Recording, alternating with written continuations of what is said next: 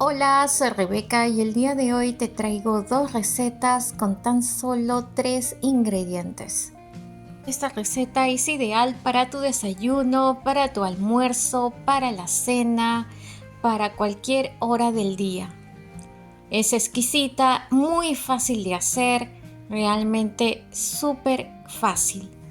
Si esta receta te resuena, quédate hasta el final y suscríbete al canal. Comparte el link con tus mejores amigos, con tus amigas, con quien quieras para que no se pierdan estas recetas. Sin más que decir, comencemos. Empieza remojando la avena. La avena, por supuesto, es sin gluten, puedes conseguirla en cualquier supermercado. Mezclas y la reservas por unos minutos. El ingrediente principal es la zanahoria. La voy a pelar y la voy a rallar por la parte más delgada de mi rallador. Y aquí la tenemos. Recuerda que en la descripción te voy a dejar la especificación de los pesos. En una sartén voy a agregar ajo, orégano y aceite. Y voy a agregar la zanahoria.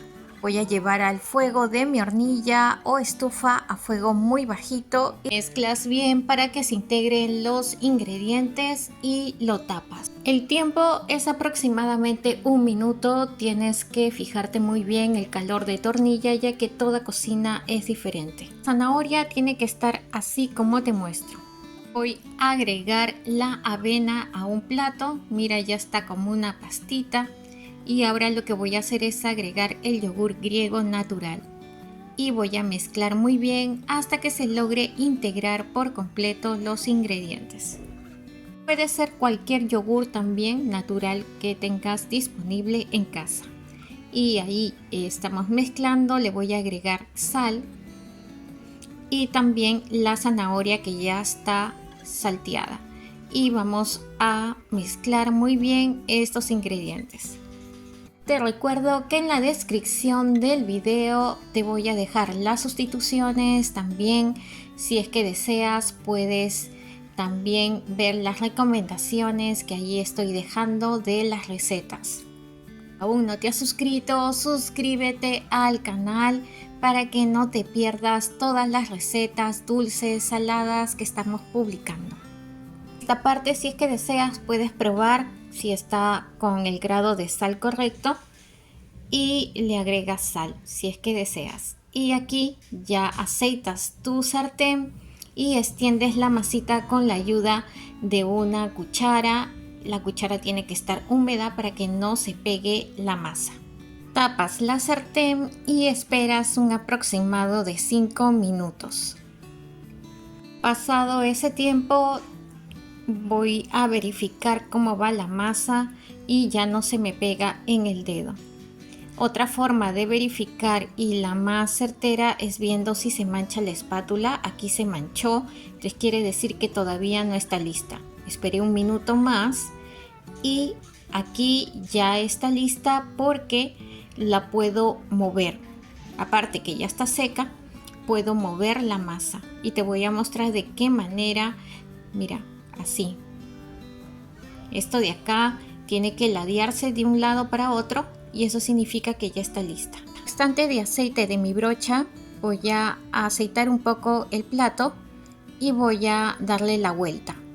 Entonces aquí la regreso a la sartén. Y esta es la parte divertida de la receta porque aquí puedes agregarle el topping que desees. Yo le estoy colocando la salsa de tomate que es clásica en las pizzas y el queso mozzarella. Esta parte tú le puedes agregar champiñones, tocino, cualquier topping el que desees y el queso. Lo tapas, esperas unos minutos a que se derrita el queso y ya tienes la pizza hecha. Mira, se está moviendo también, eso significa que ya se puede desmoldar. Esta parte también es opcional, pero para aumentarle más sabor le voy a agregar el clásico orégano y la albahaca deshidratada encima. Y ya tenemos una pizza para la cena, para el almuerzo realmente nutritiva. Para la segunda receta voy a remojar la avena, voy a mezclar y cuando ya tenga esta masita integrada voy a agregarle una cuchara de yogur natural. Gramos de queso. Y eso sí, te recomiendo que utilices el queso mozzarella, ya que le va a dar una mejor estructura al omelette. Separamos por unos minutos y ahora vamos a utilizar el ingrediente principal de las recetas, que es la zanahoria, lo cual le va a aportar un gran valor nutricional. Entonces aquí vamos a picarla, rallarla y aquí la tenemos.